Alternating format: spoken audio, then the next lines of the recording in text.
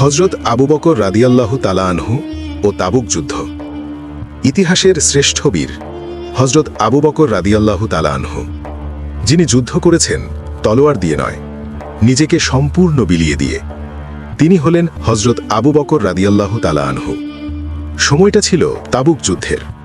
পরিস্থিতি ভয়াবহ। রোমান সাম্রাজ্যের বিরুদ্ধে যুদ্ধ, তীব্র গরম, খাদ্যের সংকট, দূর পথ, দুর্বল বাহিনী। রাসূলুল্লাহ সাল্লাল্লাহু আলাইহি ওয়াসাল্লাম ঘোষণা দিলেন, যার যা আছে আল্লাহর পথে দান করো। সাহাবীরা আসতে লাগলেন। কেউ অর্ধেক সম্পদ আনলেন, কেউ কিছু খাদ্য, কেউ কয়েকটা খেজুর। আর তখন এলেন আবু বকর রাদিয়াল্লাহু তাআলা আনহু।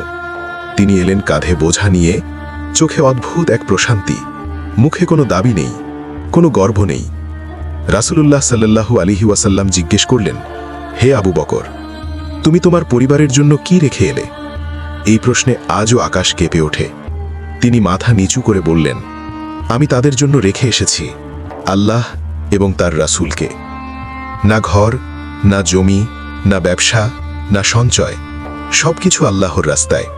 তিনি যুদ্ধ করলেন নিজের ভবিষ্যতের বিরুদ্ধে। তিনি লড়লেন নিজের নিরাপত্তার বিরুদ্ধে। তিনি জিতলেন নিজেকে হারিয়ে। এটাই ছিল আবু বকর রাদিয়াল্লাহু তাআলা আনহুর জিহাদ। এটাই ছিল তার যুদ্ধের ময়দান, নিজের সবকিছু বিলিয়ে দেওয়া। আজ আমরা বলি, আমার তো সামর্থ্য কম, সময় নাই, পরিস্থিতি ভালো না। আর আবু বকর রাদিয়াল্লাহু তাআলা আনহু বলেছিলেন, আমার জন্য আল্লাহই যথেষ্ট।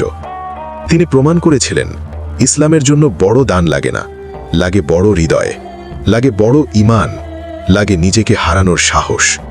তাবুকের যুদ্ধ শুধু একটি যুদ্ধ না, এটা ছিল ইতিহাসের সবচেয়ে বড় শিক্ষা। যে ব্যক্তি আল্লাহকে পেয়ে যায়, সে আর কিছু হারায় না।